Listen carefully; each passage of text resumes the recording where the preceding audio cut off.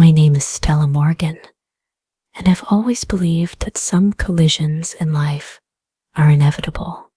Like stars drawn together by gravity, certain people are destined to crash into each other, no matter how vast the universe. I just never expected my collision to happen in a hospital hallway at 3:17 a.m., with both of us covered in someone else's blood. I was 26, 3 years into my residency as a trauma surgeon, running on caffeine and determination. He was 28, a paramedic with eyes the color of midnight and hands that never seemed to shake, even when everything around us was chaos. Ethan Cole, the man who would become both my salvation and my destruction. We met on the worst night of my career. A 5-car pileup on the interstate had the emergency department bursting at the seams. I'd been awake for nearly 30 hours, my scrubs stained with evidence of the lives I'd tried to save, some successfully, some not. I was leaning against the wall outside the OR, eyes closed, trying to find the strength to keep going, when I heard his voice for the first time. "You should be sitting down before you fall down, Doc." I opened my eyes to find him standing there, his paramedic uniform as blood-stained as my scrubs. He looked as exhausted as I felt, but there was something in his expression, a steadiness, a certainty that I envied. "I'm fine," I said automatically, the lie so practiced it felt like truth, just catching my breath. He smiled then, a small, knowing curve of his lips. "Sure you are, and I'm just delivering patients for the fun of it." He slid down the wall to sit on the floor, patting the space beside him. "Come on, Doc, 5 minutes, the world won't end." I should have walked away, should have gone to check on my patients, or find another coffee, or literally anything else. But instead, I found myself sliding down beside him, our shoulders almost touching. "I'm Ethan, by the way," he said. "Ethan Cole." "Stella Morgan," I replied. "And I know who you are. You brought in the little boy from the crash, the one with the red sneakers." Something flickered across his face, pain, maybe, or resignation. "Is he?" "He's in recovery," I said quickly. "It was touch and go, but he's stable now. You did good work out there. If you hadn't applied that tourniquet the way you did." I let the sentence hang, both of us knowing how it would have ended. "Just doing my job," he said, but I could see the relief in the way his shoulders relaxed slightly. "Same as you." We sat in silence for a moment, two strangers connected by blood and trauma and the strange intimacy that comes from being in the trenches together. "How long have you been on shift?" he asked eventually. I glanced at my watch, the face smudged with something I didn't want to identify. 29 hours and counting. "You?" 18, but who's keeping track? He had a nice laugh, deep and genuine. Even in the midst of all this horror, it made me wonder what he was like outside these walls, away from the blood and sirens. "You should go home," he said. "Get some sleep." "So should you," I countered. He shrugged. "My shift ends in 2 hours. Besides, I'm not the one who has to cut people open with sharp objects. I'd rather the person holding the scalpel had more than 3 brain cells functioning." I found myself smiling despite my exhaustion. Bold of you to assume I have 3 whole brain cells left. And that's how it began. A chance meeting in a hospital corridor, 2 people covered in the evidence of their attempts to save lives. A conversation that should have been forgettable but somehow wasn't. I didn't think I'd see him again after that night. Boston General is a big hospital, and our paths had never crossed before. But 3 days later, I was grabbing coffee in the cafeteria when someone set a blueberry muffin on the table in front of me. "You looked like you could use the calories," Ethan said, sliding into the seat across from me. "Surgeons always forget to eat." I raised an eyebrow. "Are you stalking me, Cole?" He grinned, unrepentant. "Just happened to see you on my way to meet my partner. But now that you mention it, stalking does sound like a solid career backup if the whole saving lives thing doesn't pan out." I shouldn't have been charmed. I was too busy for whatever this was, too focused on my career, too wary after my last relationship had crashed and burned spectacularly. But there was something about Ethan Cole that made me want to linger over my coffee, to see if his eyes always held that spark of humor, to discover what made a man choose a profession where he regularly witnessed the worst days of people's lives. "How's the kid?" he asked. "The one with the red sneakers?" "Improving," I said. "He's going to need more surgeries, but he's tough. His name is Max. By the way, Max Tanner. He's 7 and apparently a huge dinosaur enthusiast." Ethan smiled. "Good to know. I might have to see if I can find a dinosaur something or other for the next time I'm here." "You do that often?" I asked. "Visit the patients you bring in?" A shadow crossed his face, so brief I almost missed it. "When I can," he said. "Not all of them want visitors, and some, well, some don't make it that far." I understood then, in a way only someone who deals with life and death daily could, that Ethan Cole carried his patients with him long after he delivered them to the hospital, that he cared perhaps too much for his own good. It made me like him even more. "I get off at 8, I found myself saying. "If you wanted to grab a real coffee somewhere that doesn't smell like disinfectant and despair." His smile could have lit up the darkest night. "I'd like that, Doc. I'd like that a lot." One coffee turned into dinner. Dinner turned into movie nights and early morning walks along the Charles River. Walks turned into staying over, waking up tangled in each other, learning the maps of our bodies by heart. Ethan was nothing like I expected. For someone who dealt with trauma daily, he had an irrepressible joy about him, a way of finding beauty in the smallest moments. He collected vinyl records and knew the lyrics to every Billy Joel song ever written. He could make pancakes in the shape of anatomically correct hearts. He left me notes in my locker at the hospital, in my coat pockets, once even written in toothpaste on my bathroom mirror. Little reminders that I thought I mattered beyond what my hands could do in an operating room. "You're different with him," my best friend and fellow resident, Nora, observed one day as we watched Ethan chatting with a nurse across the ER. "Softer, less, surgeon bought 1,000. I rolled my eyes, but I couldn't deny it. Ethan had a way of breaking through my carefully constructed walls, of making me remember there was more to life than the next surgery, the next crisis. For the first time since I'd started medical school, I found myself looking forward to my time away from the hospital as much as my time within it. It terrified me, because I knew what happened when you let someone become that important. They gained the power to destroy you. I'd learned that lesson the hard way with Michael, my ex-fiancé, who decided 3 months before our wedding that he couldn't handle being with someone who would always put their patients first. His parting words still echoed in my darkest moments. "You don't know how to love anything more than you love cutting people open, Stella, and that's just sad." I never told Ethan about Michael. I park and sit in my car for a long moment, gathering courage.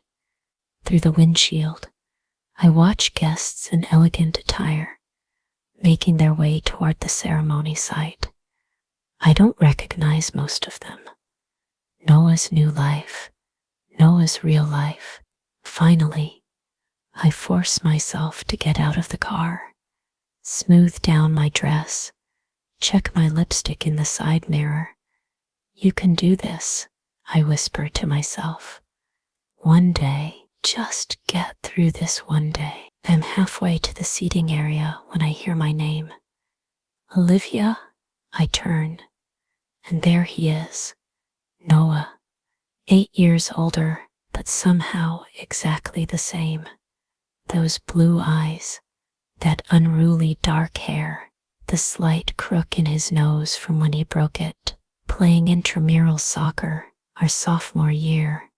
He's wearing a tuxedo, looking more handsome than any human has a right to look, and he's staring at me like he's seeing a ghost. You came, he says, his voice a mix of disbelief and something else I can't quite identify. I wasn't sure you would. You said you needed to see me, I reply, proud of how steady my voice sounds when my heart is threatening to pound its way out my chest. So here I am. Noah takes a step toward me, then stops, as if remembering where we are, who he is, who I am, what we are to each other now, strangers with a history. Can we talk? He asks, privately. I glance at the ceremony site, where guests are still gathering. Shouldn't you be getting ready to renew your vows? The words come out more bitter than I intended. Noah runs a hand through his hair, a nervous gesture I remember so well it makes my chest ache. Please, Liv, just give me 5 minutes. I shouldn't. I really shouldn't. But I nod and follow him away from the crowd, toward a small gazebo at the edge of the property that overlooks a pond. Another memory hits me, sitting in this very gazebo during a summer visit, Noah's head in my lap as I read aloud from my favorite novel, his mother bringing us lemonade and smiling at us like she already considered me a daughter. We reach the gazebo, and Noah gestures for me to sit on the bench. I remain standing. Whatever he has to say, I'll hear it on my feet. You look beautiful, he says softly. Noah, I say, my patience wearing thin. Why am I here? He takes a deep breath. The vow renewal isn't happening. I blink at him, confused. What do you mean? There are 100 people out there waiting for it to start. They're not waiting for a vow renewal, he says. They're waiting for an announcement. He looks out at the pond, his profile sharp against the autumn backdrop. Catherine and I are getting divorced. The words hang in the air between us, impossible and unreal. I don't understand. I finally manage. Why would you invite me to a vow renewal that isn't happening? Why would you invite anyone? Noah turns back to me, his eyes filled with a sadness that seems bone deep. The invitations went out 6 months ago, when a renewal was still the plan. Catherine's idea. She thought it might fix things between us. He laughs, but there's no humor in it, as if a party and some recycled vows could repair 5 years of pretending. Pretending what? I ask, though I'm not sure I want to hear the answer. Pretending that I made the right choice, he says simply. Pretending that I wasn't still in love with you. The world tilts beneath my feet. Don't, I whisper. Don't you dare say that to me. Not now. Not after 8 years. I know, he says quickly. I know I have no right. But when things finally fell apart with Catherine 3 months ago, when we both admitted this marriage had been a mistake from the start, all I could think about was you. He takes a step toward me, and this time I'm the one who backs away. We decided to use the event to tell everyone at once, he continues.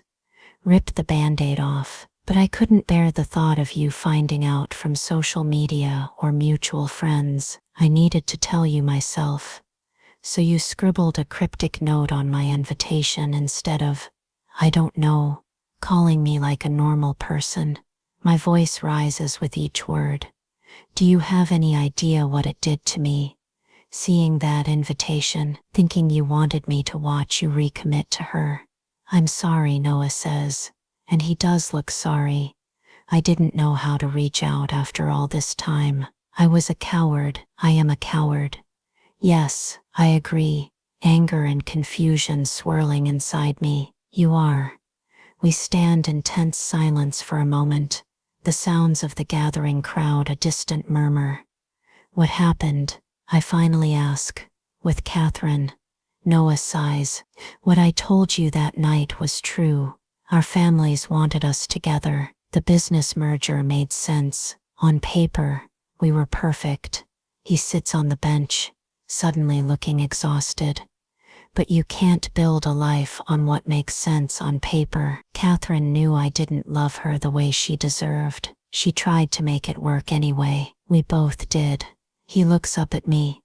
She's not a villain in this story. Liv, she's a good person who deserved better than a husband who was in love with someone else. The implication of his words sits heavy between us. So what now? I ask. You tell everyone your marriage is over. And then what? You thought I'd just be waiting, that I'd run back to you. No, he says quickly. God, no, I don't expect anything from you. I needed to see you, to apologize, to tell you that letting you go was the biggest mistake of my life. He stands, moving closer to me again. This time, I don't back away. I made you promise to be happy, he says softly, to not wait for me, and I need to know, did you keep that promise? Are you happy? Lev? The question pierces me. Am I happy? I have a good job. Friends who love me. A life I've built carefully in the wake of losing him. But happy? I tried, I whisper. I really tried to keep that promise. Noah's eyes search mine. Understanding what I'm not saying, he reaches for my hand, and after a moment's hesitation, I let him take it. His palm is warm against mine, familiar in a way that makes my chest ache. I'm not asking for anything, he says. I just want you to know the truth, that I never stopped loving you, that I think about you every day, Noah, a voice calls from the direction of the house. Everyone's waiting. We both turn to see a woman with shoulder-length blonde hair walking toward us. Catherine. She's beautiful in a simple white dress, not a wedding gown. I realize, but something more appropriate for the announcement they're about to make. She stops when she sees me, recognition dawning in her eyes. Olivia, she says, you came. Her voice holds no animosity, only a weary sort of acknowledgement. She knows. She's always known. I should go, I say, pulling my hand from Noah's. This is a family matter. I don't belong here. Stay, Catherine says, surprising me. Please, you came all this way. She looks between Noah and me, a sad smile touching her lips. Besides, I think you're a part of this story too. You always have been. Before I can respond, she turns to Noah. They're getting restless. We should do this now. Noah nods, his eyes still on me. Will you wait? He asks. After the announcement, will you stay so we can talk more? I should say no. I should get in my car and drive back to New York and leave this chapter of my life firmly closed. But the truth is, it never really closed in the first place. I'll wait, I hear myself say. Catherine gives me another smile, this one more genuine, and then turns to walk back toward the gathering. Noah lingers for a moment. Thank you, he says, and then he follows his soon-to-be ex-wife to announce the end of their marriage. I stay in the gazebo, watching from a distance as they stand together before their friends and family. I can't hear what they're saying, but I can see the reactions: surprise, concern, a few knowing nods. Noah's mother pulls Catherine into a hug. Noah's father looks stoic but not angry. It seems like an amicable end. As these things go, as the crowd begins to disperse, some leaving, others moving toward the house where I assume food and drinks await, I remain where I am, waiting, as I promised, but not just for Noah to return to the gazebo. I'm waiting to understand what I'm feeling. Shock, certainly, confusion, a dangerous flicker of hope that I'm trying desperately to extinguish, because even if Noah still loves me, even if he's freed them, 8 years is a long time. We're different people. The boy who spilled coffee on my textbook and the girl who fell in love with him don't exist anymore. And yet, I see Noah making his way back to me, walking slowly as if giving me time to flee if I want. But I don't move. I watch him approach, this man I once knew better than myself, now a stranger with a familiar face. How did it go? I ask when he reaches me. About as well as could be expected, he says. No one was really surprised. I think we were the last ones to admit it wasn't working. He sits on the bench, leaving space for me to join him if I choose. After a moment, I do. What happens now? I ask. With the business? With your families? The merger is still intact, he says. That was never contingent on our marriage, though our parents certainly implied it was. Catherine will continue running her family's side, and I'll run mine. He turns to look at me. I never went to medical school, he says, as if just realizing I wouldn't know this. I telling myself I would, eventually, but the business needed me, and then years passed, and it just didn't happen. Do you regret it? I ask. Not going to medical school, sometimes, he admits. But that's not my biggest regret. I know what he's going to say before he says it.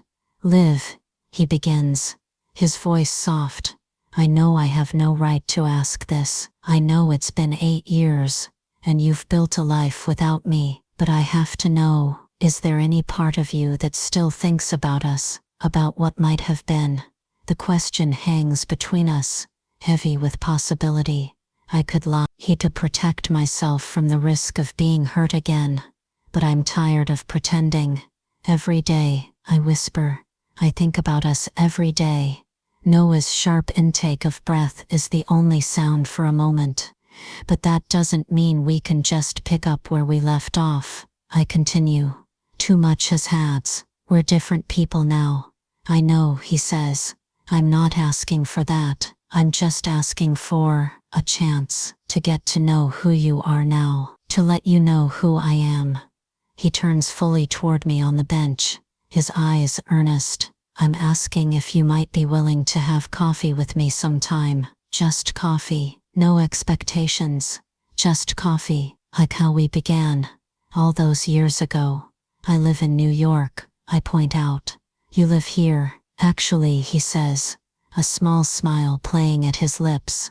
I've been looking at properties in New York. We're expanding the business, opening a specialty pharmacy in Manhattan. I'll be overseeing it, which means relocating. You're moving to New York, I ask, unable to keep the surprise from my voice. The plans were in motion before all of this, he gestures vaguely, indicating the end of his marriage. But yes, I'll be in New York by the end of the month. The universe has a strange sense of humor sometimes. 8 years of separation, and now he'll be in my city. Just coffee, I ask, still wary. Just coffee, he confirms, though I can't promise I won't spill it on you again. Despite everything, I find myself smiling. There he is, the boy I knew, still present in the man before me. I can't make any promises. Noah, I say seriously, I don't know if I can trust you again. I don't know if whatever we had can be rebuilt. I understand, he says, and I'm not asking for promises, just possibilities. Possibilities. It's both less and more than I ever expected from this day. Okay, I finally say. Coffee, when you're settled in New York. The smile that breaks across his face is like the sun coming out after a storm. Thank you, he says. And I know he's thanking me for more than just agreeing to coffee. We sit in the gazebo as the afternoon light begins to fade, talking about the past 8 years, my job in publishing, His work with the family business, mutual friends we've kept in touch with, places we've traveled, carefully getting to know each other again. As the sun begins to set, painting the sky in shades of pink and gold, I realize something. For the first time in 8 years, I feel the weight of that last promise beginning to lift. Not because Noah has come back into my life, but because I'm finally allowing myself to acknowledge the truth I've been hiding from, that happiness isn't about keeping or breaking promises made in the rain. It's about being honest with yourself about what you want, about who you are. I don't know if Noah and I will find our way back to each other. I don't know if coffee will lead to dinner, will lead to something more. But sitting here with him as the day ends, I feel something I haven't felt in a long time. Possibility, hope, and maybe, just maybe, the beginning of real happiness. Not the kind I've been pretending to have all these years, but the kind that comes from facing the truth, however complicated it might be. What are you thinking about? Noah asks, noticing my silence. I look at him, this man who broke my heart and might still hold the pieces, and decide to start as we mean to go on. With honesty, I'm thinking about promises, I say, the ones we keep, the ones we break, and the new ones we might make someday. Noah's hand finds mine on the bench between us. He doesn't hold it, just lets his fingers rest lightly against mine. An invitation, not a demand. I like the sound of that, he says softly. Someday, as the last light fades from the sky, I let my fingers intertwine with his. Not a promise, not yet, but a possibility, and for now, that's enough. If Emma and Tyler's shattered reflections touched your heart, hit subscribe and drop a comment below to help these stories reach others who might be healing from their own broken mirrors. Your support creates the magic that brings these characters to life. So like, share, and join our storytelling family for more journeys through love, loss, and unexpected second chances.